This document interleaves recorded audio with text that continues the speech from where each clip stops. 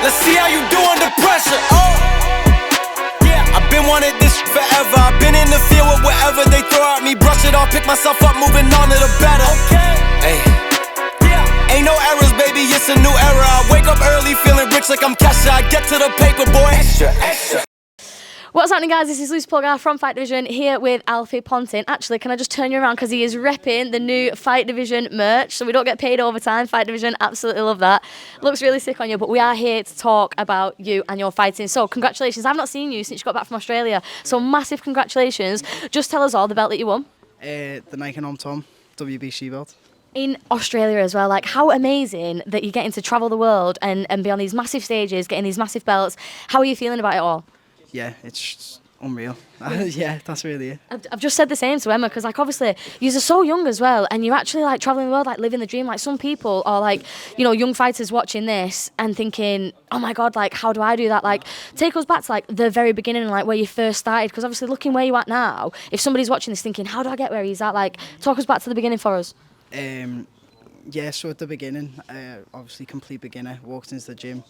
And Alex just said, keep putting the work in, you'll get where you want to be. So anyone who wants to do what I'm doing, what everyone else is doing, just put the work in and you'll get where you want to be. So you've been at Masda from day one as well, like that's the beginning of your journey? Yeah, walked in here brand new. I love that. Yeah. And never, because sometimes you, obviously when we've seen the fighters as well, sometimes, sorry, I'm just getting distracted at the photo shoot behind us, which is great, love that. Yeah, sometimes with fighters you see that they've moved across to different gyms, so like you came here and just instantly loved it. How long have you been here now?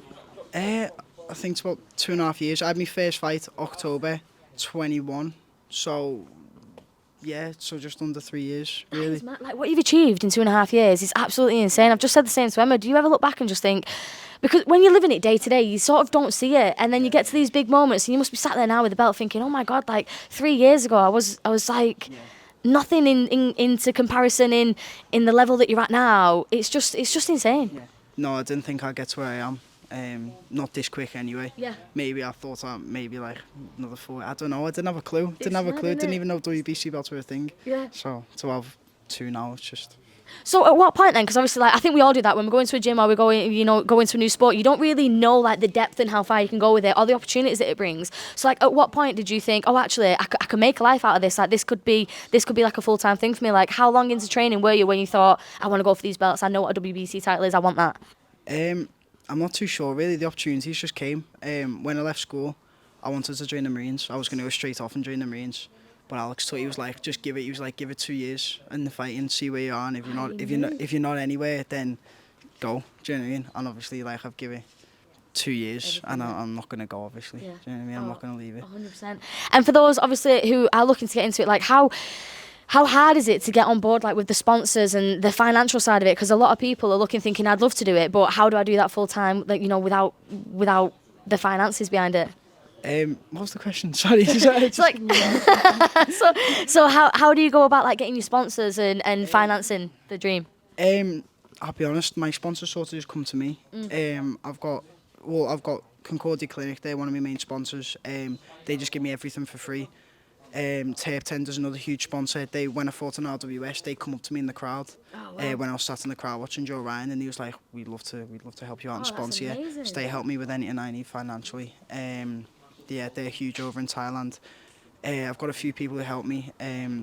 Mick Pierce, he's another big sponsor, but he's not like a business. He's just like, he just helps me out when I need to help out. Yeah, I love that they've approached you as well, because I think that in itself is proof that if you put the work in, like everything else will be attracted to you. So because you're turning up every day, you're putting the work in, like Alex said, you've given everything for 2 years. Now people are approaching you. That must be really cool. Like, what did you do when a massive sponsor comes up to you in the crowd and says, "We want to sponsor you"? Like, was you just like buzzing? Yeah. To be fair, I'm clueless, so I just is Alex, and Alex just takes over. Put the boss in front of him. Yeah, Alex just takes over, and everything goes to Alex. So I'll be honest, I just turn up and train, and Alex just does everything for me.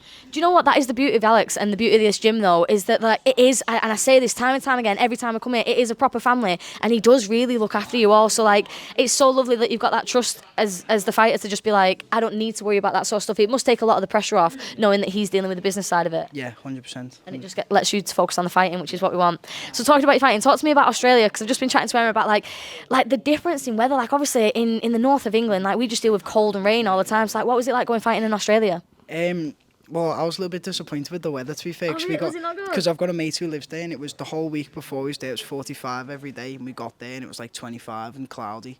And we had It's still better than England, isn't it? But yeah. And then we had one hot day. I think it was the Thursday, the day before the weigh-in, where I was cutting weight as well. So that was a nice I did, yeah. So it was hard, like, and afterwards it was quite nice, but it was. I expected better for Australia, Oh, really? weather-wise, yeah, weather-wise. But it is gorgeous, Perth. It's nice. And like how, like you just said, then it's like difficult with the weight, or it was a hard weight cut. Like, is it more difficult in a hot country, or does it make it easier? Because obviously with the sweat rate and things, like, does it make it easier or harder? Well, I was fighting 63.5 this time, so for me that's quite easy to make. I was eating comfortably and still made the weight pay. Like, I wasn't 61.5.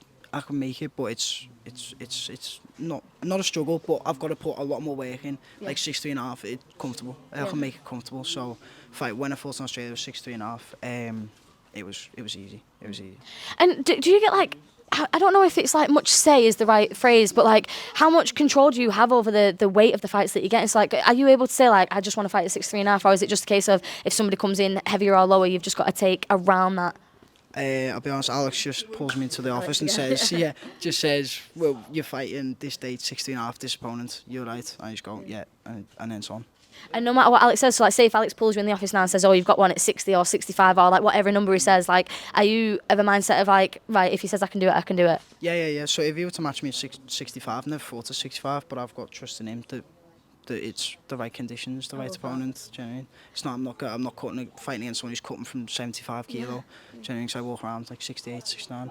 That's why the relationship between the fighter and the coach here, so the fighters and Alex here, is so beautiful to see, because everyone says that, like, basically whatever he says, that they trust him. Like, there's never like, you all know that he's got your best interest at heart and you trust his judgment, which I think is so key for a fighter and the trainer.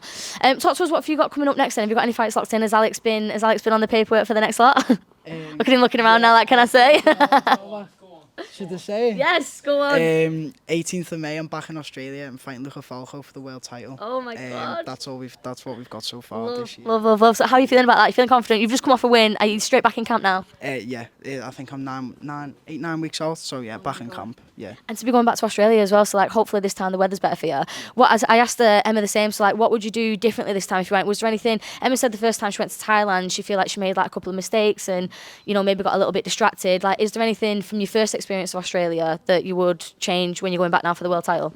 No, not a thing. Apart from the weather. Yeah. Apart from the weather, no, not a thing. It went perfect. I think we landed about 4:30 their time through the airport. 40-minute drive straight to the gym.